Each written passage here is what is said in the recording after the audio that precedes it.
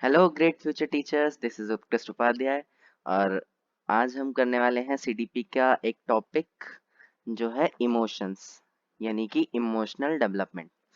ठीक है, ये वीडियो का पार्ट फर्स्ट है जिसमें हम इंट्रोडक्शन और कैरेक्टरिस्टिक्स जानेंगे इमोशंस के बारे में।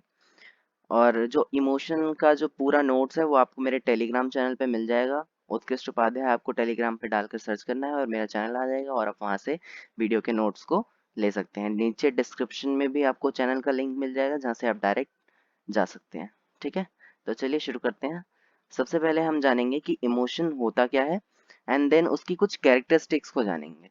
तो बेसिकली ये जो वीडियो है हम इसमें इमोशंस के बारे में एक बेसिक आइडिया लेने की कोशिश करेंगे कि इमोशन है क्या आखिर। ठीक है, तो जो इमोशनल वर्ड है इंग्लिश का, इंग्लिश के जो इमोशनल वर्ड है उसको हिंदी में कहते हैं संवेग। ठीक है, उसका हिंदी रूपांतरण है संवेग। और इसका जो ओरिजिन हुआ था वो इमूवर, EMOVER, इमूवर वर्ड से हुआ था, जिसका मतलब होता है बाहर निकल पड़ना, भड़क उठना, कंपित होना या उत्तेजित होना। ठीक है, ये सारे जो इमूवर वर्ड के मतलब होते हैं, बाहर निकलना या भड़क उठना या उत्तेजित होना। तो जो इमोशंस हैं वो जनरली एक टाइप की हमारे अंदर एक प्रतिक्रिया है, हमारे अंदर की एक रिएक्शन होती है। ठीक है, हमारे बॉडी की एक रिएक्शन होती है।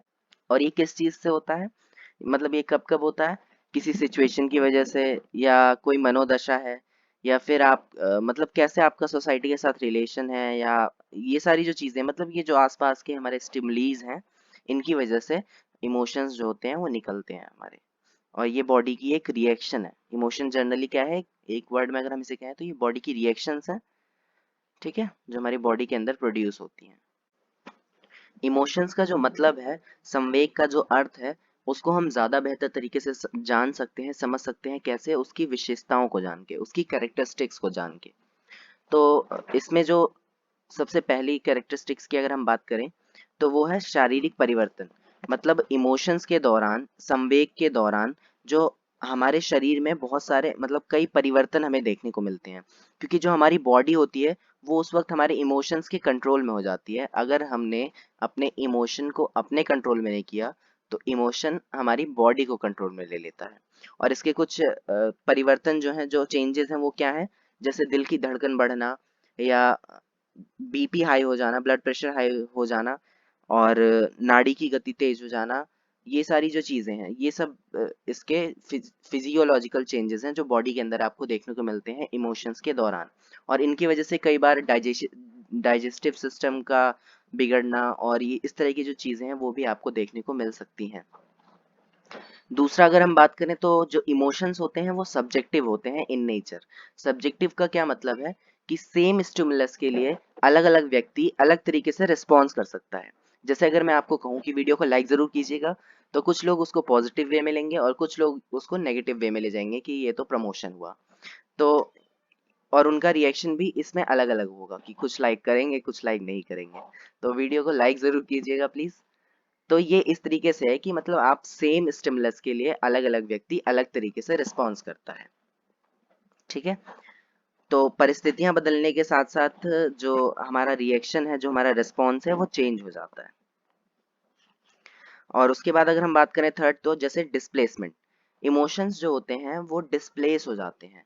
डिस्प्लेस का मतलब है कि एक जगह से दूसरी जगह निकलना, हटना या विस्थापित होना, ये उसका मतलब होता है। ठीक है, तो सभी संवेग नहीं, लेकिन कुछ संवेग, कुछ इमोशंस डिस्प्लेस हो जाते हैं। फॉर एग्जाम्पल, बॉस का गुस्सा, बॉस ने बहुत सारा सुनाया आज और आपके पापा बहुत गुस्से में हैं और वो घर आए। अब बॉस के ऊपर तो वो अपना गुस्सा निकाल नहीं सकते, पर आपने अगर उनसे कुछ कहा कि पापा जी बस पैसे चाहिए, आते ही आपने ये बोल दिया तब तो पापा जी गुस्सा हो गए और उनका गुस्सा, सारा बॉस का गुस्सा आपके ऊपर निकाल दिया। तो ये होता है डिस्प्लेसमेंट ऑफ इमोशन, यानी आप कहीं का गुस्सा कहीं निकाल रहे हैं। तो ये क्या है, आपका जो इमोशन था वो विस्थापित हो गया, वो डिस्प्लेस हो गया। आपने एक जगह उसको, आप उसे एक जगह नहीं निकाल पाए और आपने उसे दूसरी जगह डिस्प्लेस कर दिया। This is displacement of emotion. ठीक है, वाइडर रेंज, अगर हम एक और बात करें तो जो इमोशंस होते हैं वो वाइडर रेंज के होते हैं। इमोशंस वाइडर रेंज के होते हैं, मतलब कि ये जवान बूढ़े सब में पाए जाते हैं। और जैसे जैसे हमारा मेंटल डेवलपमेंट होता है, हम अपने इमोशंस को कंट्रोल करना सीखते हैं। मतलब जैसे जैसे हमारा मेंटल डेवलपमेंट होगा, वैसे वैसे हमारा इमोशन जो है वो कंट्रोल्ड वे हो जाएगा, कंट्रोल्ड हो जाएगा। मतलब हम उसको सीख जाते हैं कि कैसे हमें हमें हमारे इमोशन को संभालना है। क्योंकि इमोशन ऐसी चीज ही है कि अगर आपने इसको नहीं संभाला तो ये आपको संभाल लेता है।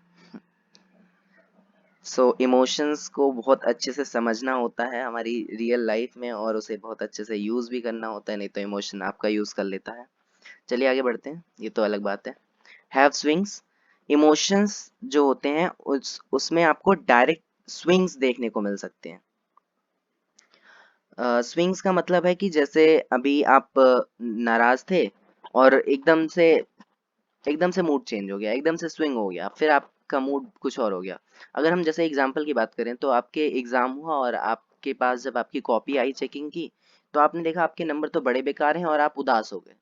लेकिन कुछ देर बाद ही वो आपकी उदासी उदासी जो है वो गुस्से में बदल गई।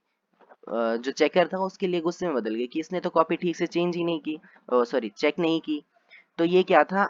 ये एक है स्विंग, यानी अभी आप उदास थे और उदासी से अचानक आपका जो मूड है वो स्विंग होके गुस्से में चेंज हो गया।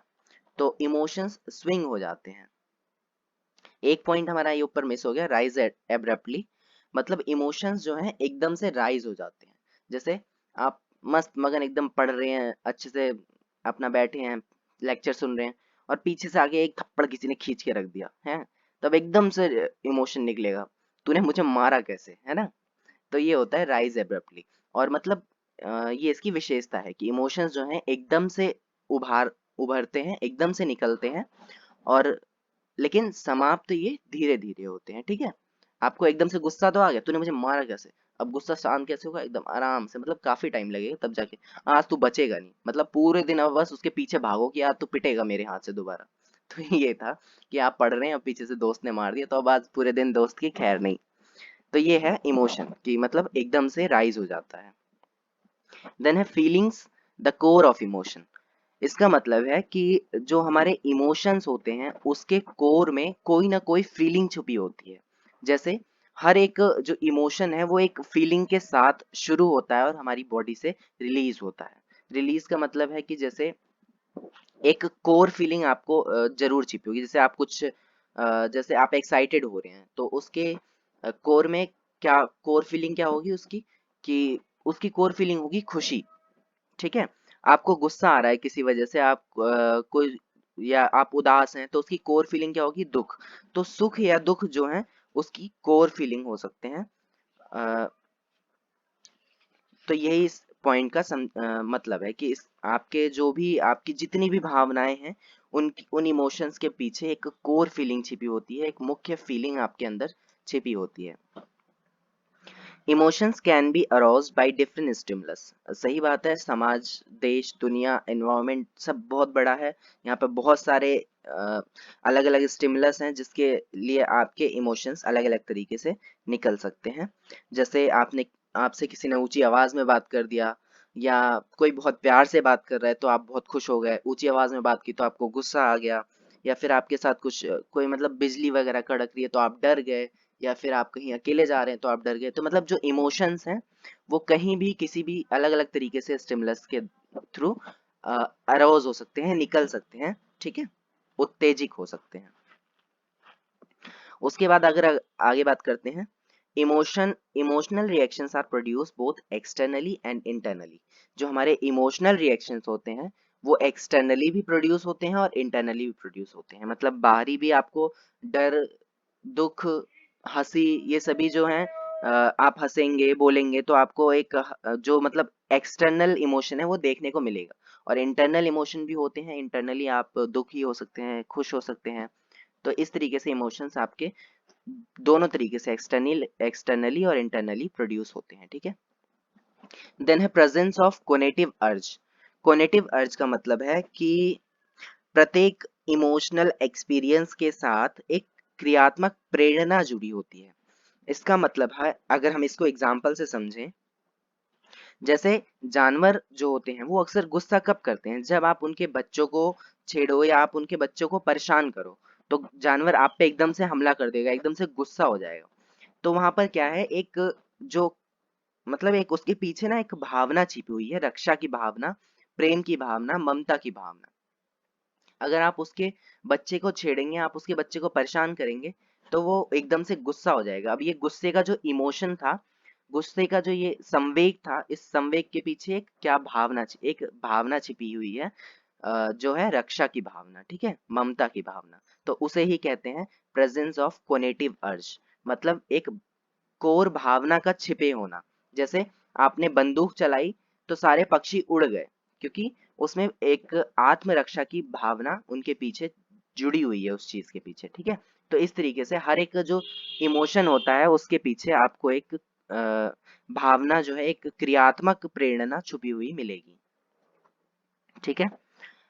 और अगर आपके क्रियात्मक प्रेरणा के पीछे अगर बीच में उसके रुकावट होती है, तो वो क्या करता है, वो क्रोध का जन्म ले लेता है। और अगर उसकी उन्नति होती है तो आपको प्रसन्नता मिलती है। जैसे अगर आप उनके बच्चों को परेशान करते हैं, तो कुत्ते को या बिल्ली को, जो भी है, जो भी जानवर है, उसको गुस्सा आ जाएगा। और वहीं अगर आप उसे प्यार करते हैं या उसे और उनके बच्चों को और खाना वगैरह देते हैं और बढ़ावा देते हैं, तो उसे क्या है, उसे खुशी होगी, उसे प्रसन्नता होगी। क्योंकि उसकी जो कोर फीलिंग थी कि उसके बच्चे को कोई छेड़े ना, तो आप उसे खाना खिलाएंगे तो उसे खुशी मिलेगी, ठीक है। तो ये था कॉग्निटिव अर्ज। उसके बाद लास्ट पॉइंट है intelligence, thinking and imagination have got negative correlation with emotions. इसका मतलब है कि जो बुद्धि और तर्क है, ठीक है, वो उल्टा जुड़ा होता है इमोशन से। इसका मतलब कैसे समझेंगे, अगर आपका दिमाग और थिंकिंग बहुत अच्छा है, इमेजिनेशन बहुत अच्छा है, ठीक है, तो वहां पर इमोशंस आपके कम होंगे। थिंकिंग हाई तो इमोशंस कम। और इमोशन, देखिए, थिंकिंग जो अगर आपकी हाई गई, ठीक है, तो इमोशंस क्या होंगे, कम हो जाएंगे। जैसे कहते हैं ना कि और अगर इमोशंस हाई हुए, इस सेम इसका उल्टा, अगर इमोशंस हाई हो गए तो आपकी थिंकिंग लो हो जाएगी। जैसे अगर इसको एग्जांपल से कहें कि जैसे हम आपने देखा होगा, जब गुस्सा आता है किसी को, तो दिमाग में कुछ नहीं आता और कुछ नहीं आता, बस जो आ गया इमोशंस, जो करवा ले भैया करवा ले, अब तो तुम्हारा सिर फूटे पैर फूटे हमें मतलब नहीं। तो ये है कि इमोशंस जब हाई होगा तो आपका दिमाग बिल्कुल लो हो जाएगा, आपका थिंकिंग लो हो जाएगी, आपकी इमेजिनेशन लो हो जाएगी, ठीक है। इसलिए बोला जाता है कि हमें इमोशंस के अ, हाथ में नहीं आना बल्कि इमोशंस को अपने हाथ में लेना है, इमोशंस को कंट्रोल करना सीखना है। क्योंकि अगर इमोशंस हमारी बॉडी में कंट्रोल रहते हैं, तभी हम एक हैप्पी और इमोशन से, मतलब मैच्योर लाइफ, जिसे मैच्योर कहते हैं ना, मैच्योर मतलब आप अपने इमोशंस को कंट्रोल करना सीख गए। तो ये वही चीज है कि अगर आप अपने इमोशन को कंट्रोल कर लिया, तो आप एक बेहतर और हैप्पीनेस वाली लाइफ जी सकते हैं। लास्ट पॉइंट आप समझ गए कि आपकी अगर बुद्धि हाई है, दिमाग आपका, थिंकिंग अगर आपकी हाई है तो इमोशंस लो हो जाएंगे, और इमोशंस हाई हैं तो थिंकिंग लो हो जाएगी। दोनों उल्टे जुड़े हुए हैं। आप गुस्से में हैं तो आपका दिमाग काम नहीं करेगा। तो इसलिए कहते हैं भाई, गुस्से में कुछ इधर उधर का फैसला नहीं लेना, शांत दिमाग से सोचना चाहिए, ठीक है। तो ये सारी थी कैरेक्टरिस्टिक्स इमोशंस की। इस वीडियो में हम इतनी ही बात करेंगे, और इसके बाद आगे आने वाली वीडियो में हम संवेग की इम्पोर्टेंस के बारे में जानेंगे कि संवेग मतलब जो इमोशंस है उसकी क्या इम्पोर्टेंस है, ठीक है, और क्या मेथड्स हैं, हम उसको कैसे कंट्रोल कर सकते हैं। ये सारी चीजें हम आगे बात करेंगे। तो सेशन पसंद आया हो तो प्लीज लाइक जरूर कीजिएगा, और अगर पहली बार वीडियो देख रहे हैं तो सब्सक्राइब भी कर लेना चैनल यार क्योंकि आगे आने वाली वीडियो आपको मेरे चैनल पे मिलती रहेंगी इसी तरीके से। सो जुड़े रहिए हमारे साथ, मिलते हैं नेक्स्ट वीडियो में नए टॉपिक के साथ। तब तक बाय बाय, गुड डे।